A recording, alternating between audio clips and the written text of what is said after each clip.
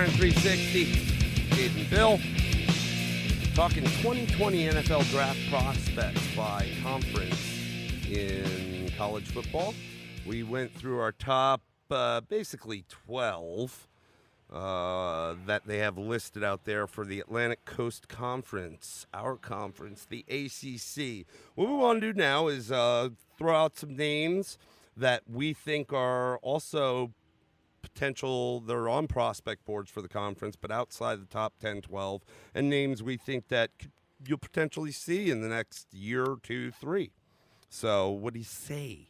Let's do it. All right. Where should we start? Here. Start with that. All right. I'm going to start with Wake Forest. Wake Forest this year ended up being pretty much the second best team in the Atlantic side of the ACC. They, towards the end of the year, squeaked into the top 25 by the college football playoff rankings. I think somewhere around the 17 mark, floated between there and 25 for like a week or two, and then got beat late. They were actually the only team to lose. They hadn't lost a conference game until they played us. In that game, okay, and their quarterback, what's his name again? I just went to Georgia. Yeah. Will Williams? No. You got me You blanking. get it. I'll get it. You go get it. Their quarterback was a Russell Wilson type kid, shorter but a gunslinger, was mobile, not necessarily a huge runner, but can run, can definitely Jamie move. Newman. Jamie Newman. Just Thank you. grad transferred to University of Georgia. Jake Fromm, we know, is out of there. Justin Fields bailed to Ohio State the year before when he was a top prospect. So Jamie Newman did some good things for Wake this year and certainly showed off the ability of two of his receivers. One of them is not eligible this year. I think he's only a sophomore. Yep. And that is Mr. Sage Surratt. I'm excited to see what he does this year. He is It's a little dude, right? Julio Jones. Yeah, he's a little thicker than Julio. But think of that type of receiver, okay? And next to him, they had another guy, and unfortunately, because Surratt was so big. Now, mind you, Surratt has a twin brother that plays linebacker at University of North Carolina. So right up the way in that triangle, that Winston-Salem area. Tobacco Road. Yep. So, but these aren't the guys we're talking about. Unfortunately, due to Surratt's success, this guy didn't get heard of a lot, but still another really good player at wide receiver from Wake Forest and Scotty Washington. Let me see if I can pull up his measurables. Scotty the body. I can't find him. Now, what I was getting at when we played them, both these guys were hurt. And again, they could have essentially won our side of the division to go to the ACC championship game if they beat us. But both Sage Surratt and Scotty Washington. Scotty's a 6'5", 225. There so he was a big boy. Yep. So this is a guy that, again, I think he's similar, certainly size-wise, to a guy like T at Clemson in that, the height and being able to go get it. But he's very fluid route runner, too, if you watched him, okay? Surratt was more of their deep ball guy. And not that this kid didn't get deep ones as well. And Surratt usually got more attention than him. But he was great possession receiver for a 6'5" dude. Going across the middle, running in traffic, good route runner. Again, very fluid route runner, and I thought he had great hands. This is a guy I think that, you'll start, he could, start to flow into the rotation on a team, certainly, if not early on, midway through next season. Is he a number one guy? No. Could he get himself to that level? I think he could. Very well coached. He'll be interesting. He was not. It doesn't look like. I was trying to see if he went to the combine because I don't remember seeing him, and I don't think he did. 40 times or somewhere in the 4 to 4 or 5, probably closer to 4 or 5. His weight's kind of been all over. I've seen anywhere from like 203. ESPN's got him heavy at 225. Most scouts are putting him around the 217 mark. So he's a sizable guy. The problem's going to be, they're going to have to go off film. Unfortunately, Wake sometimes can leave a little bit desired in the passing attack. Might be a guy that, if he gets drafted, it's probably going to be later, just given what's out there about him right now. But in watching him, I agree with you. There is certainly some stuff to like and certainly something very, interesting about him. But the other challenge is playing second fiddle to a guy like Surratt in the last year plus is sometimes the challenge. But certainly there's something there to like. Definitely, at very least, see him getting picked up off the end if it's even so far as undrafted status. Sure. Let's move on. Another guy we have up here, a wide receiver from University of Pittsburgh, the Pitt Panthers, Mr. Maurice French. French. You know him because he's got the double F. He's FFRENCH. This is a guy, 5'10" or 5'11", $190. So yeah, he's slot about guy. my size. Which you can't see. But he's about my size. He's not like a huge dude. So now you know the size that Bill is. Probably much more athletic. But this is a guy I could see with some serious special teams value, potentially playing in the slot as well. He played a lot of different roles. Can they return. put him in the backfield sometimes. He even lined up under center and took snaps here and again. Yeah, he's versatile. And, Pittsburgh's put some guys in the draft, a lot of unsung guys. He was certainly their most talented, I thought, offensive weapon that they had as far as versatility. Again, I think he's a kid that's kind of going to have some interest. I think later in the rounds, late rounds, he'll get some looks and could get picked up. Yep. Take us to somebody else. Who else we got? Let's talk a little bit about UNC here. We got one other guy from UNC that we were going to talk about, and this guy's kind of interesting to me, and it's mostly about his pedigree. And that's offensive tackle Charlie Heck. All right. That name rung a bell with me when I first started watching him and started talking about him. He's got a dad who played in the NFL. Andy Heck played for the Bears. And I believe before that he played for the Seahawks. Or maybe he went to the Seahawks after the Bears, but I think it was before. This kid is 6'8", 315. Yeah. He's a load. His dad wasn't quite that big back in the day. I want to say he played in the mid-'90s, early to mid-'90s. But he was a very solid tackle. I like guys that have a little bit of a pedigree with a dad that played in the NFL. They tend to learn what it takes to survive. He's certainly not in the top echelon of the offensive tackles that are out there, but he's definitely getting the pub and could, come in as one of those, swing tackle backup positions. And, it's a guy you could see 3-4 years down the line earn a spot starting off. He's, not elite in athleticism, but again, his dad wasn't. And I just like that idea. And I think, again, North Carolina did some special things this year. And Wiley thought of as not being that good, and I thought did pretty well. Yeah, this is a kid that I think he played all 5 years. He had a red shirt season. Okay. So he made a transition this last year from right tackle to left tackle. And for a big guy, if you watch his tape as a lineman, he moves pretty well. They used him, if you know their offense, they used pull blockers, so they used him as a pull blocker a lot of times. And he's for a big guy, he knows how to get leverage in terms of the pass rush, so that he doesn't let his length, his height, get pushed backwards and become unbalanced. And in the run game, because he's fairly quick on his feet, and that they do a lot of that pull blocking. Even if it's gap blocking, he's used to moving his feet a lot, and he's a load. Yep. So you might see some good things out of this kid moving forward.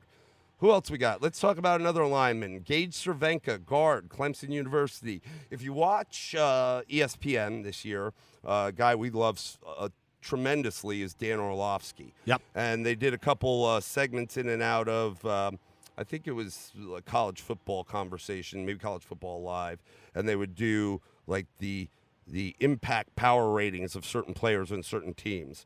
And of all the guys on the Clemson Tigers roster going into this year, because this was hit early in the season, one of the biggest impact players they had rated by their sports science thing at like 99+% was guard Gage Cervenka.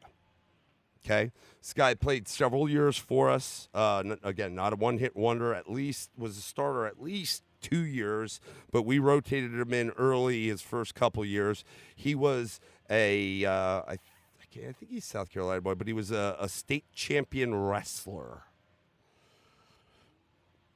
So a mauler.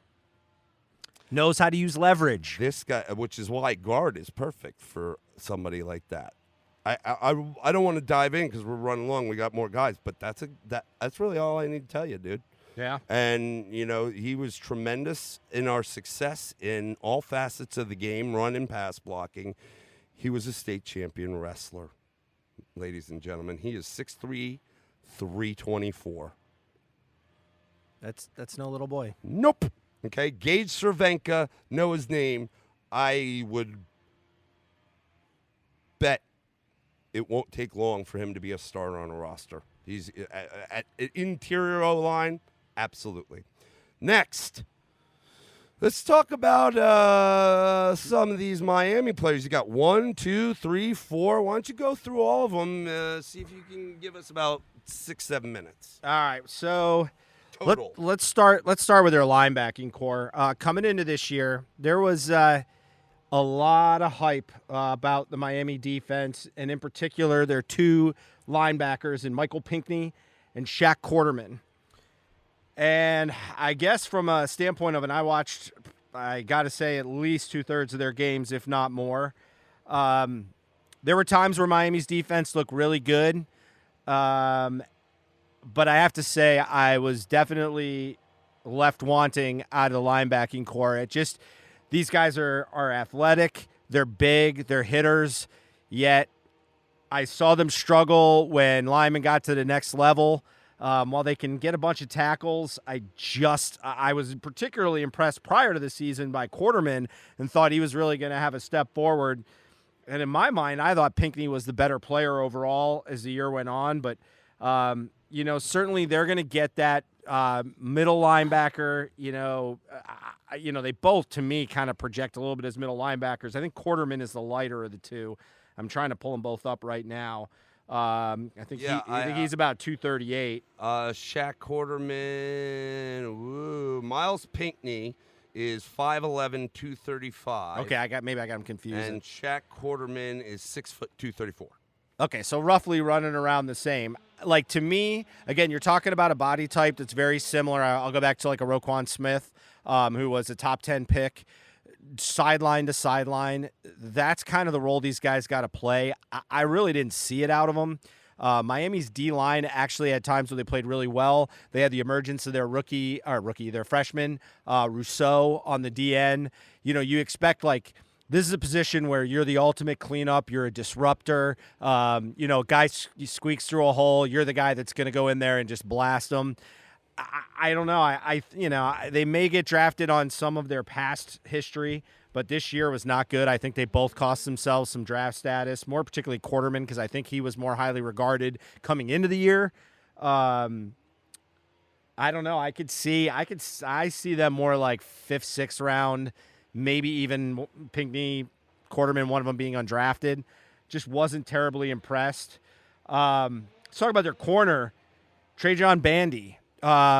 This is a guy, again, we talk about Alton Robinson, DN from Syracuse, how he didn't necessarily jump off the page as an ACC enthusiast. You didn't hear his name called a lot.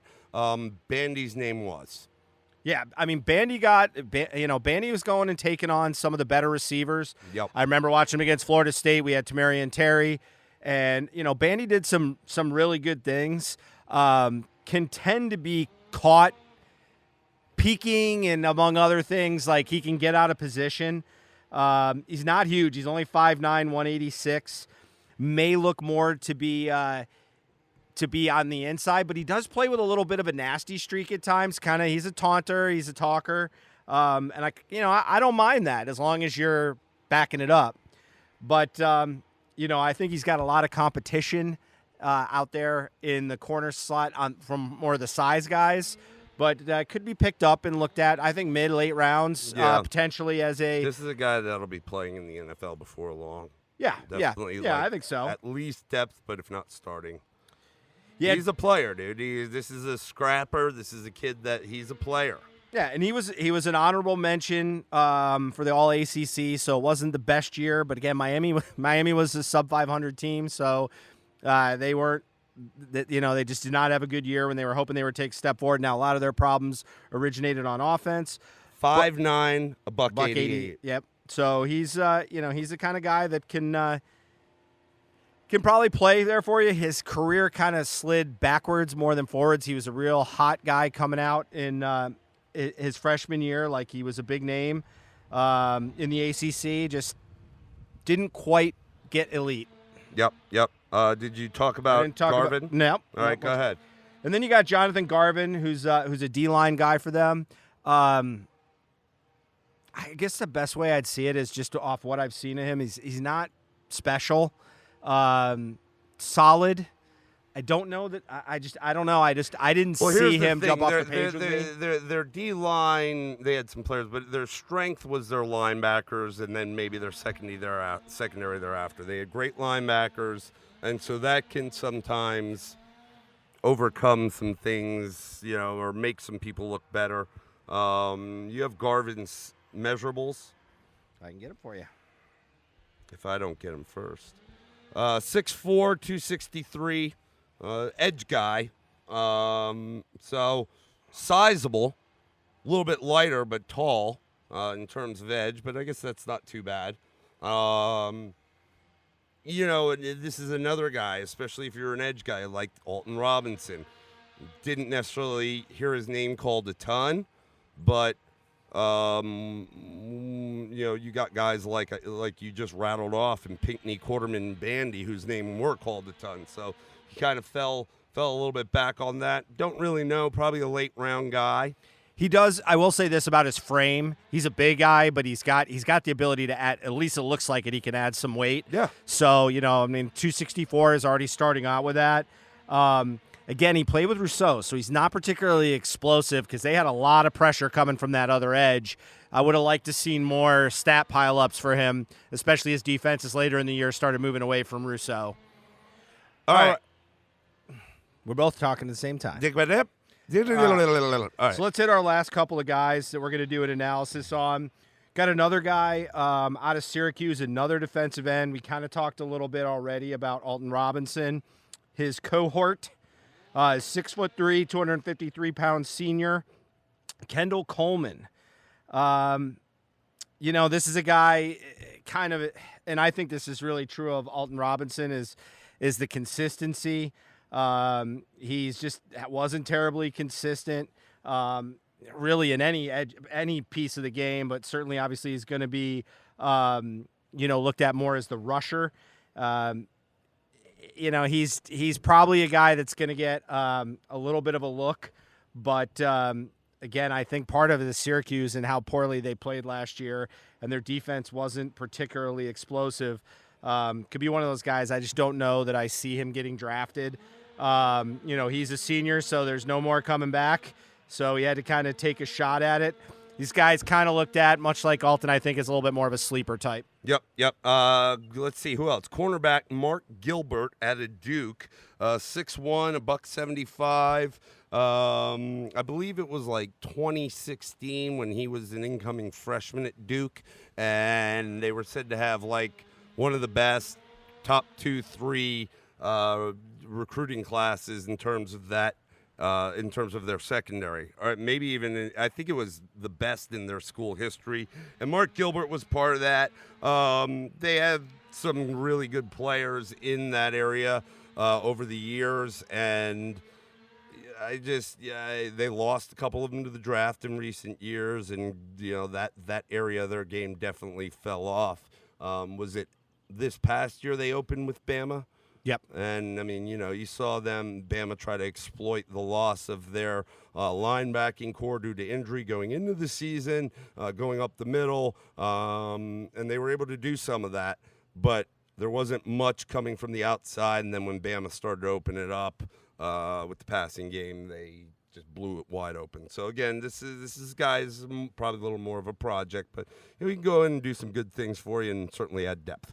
Yeah, the next guy we got, just a couple more, is Stanford Samuel, out of Florida State. Again, you heard me talk so highly of Cam Akers. This time I'm going to go the other route with.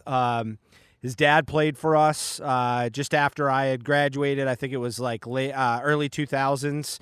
Has a real famous hit against Miami. He was an undersized guy. I think he was about 5'10". Stanford Samuels, when he came out, is a 4-star recruit. He was a big kid. He's 6'2", 185, so he's got some good height to him. Could probably put on a little bit of weight.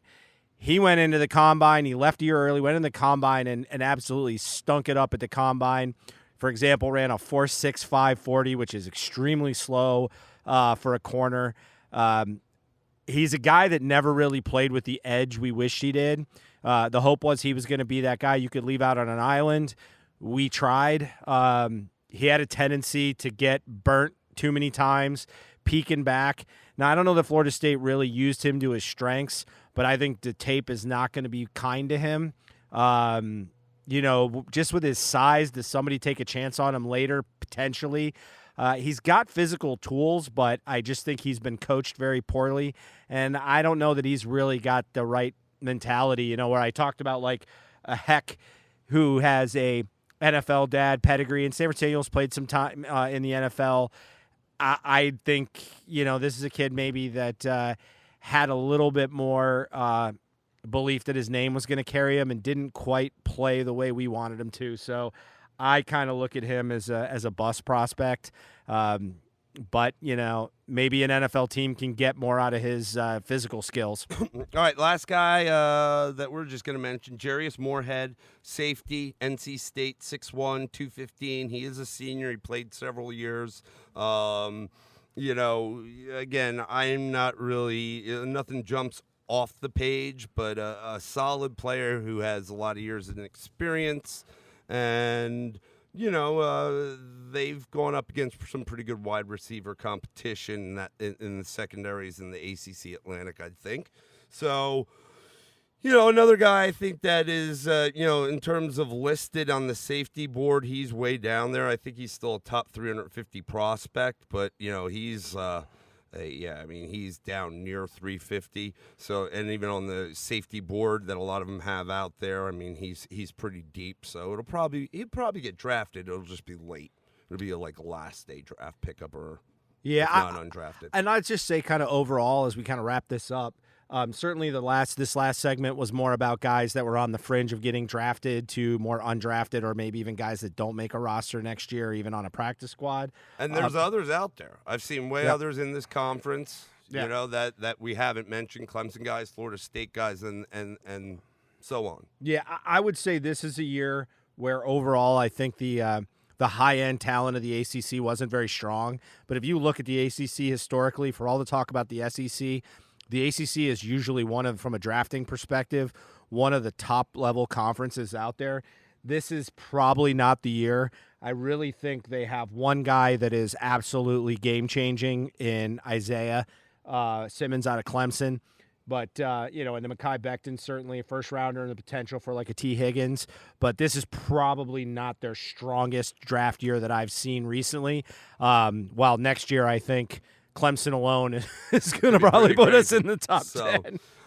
Please comment, share if there's anyone you missed from your school or that you're thinking about. Put it out there, and we'll talk a little bit about it here in the future if we see that. But that wraps up the 2020 NFL Draft Prospects for the ACC, and we'll get into the SEC on the next one. We thank you for listening, and we'll see you next time, as always, on the gridiron. See ya!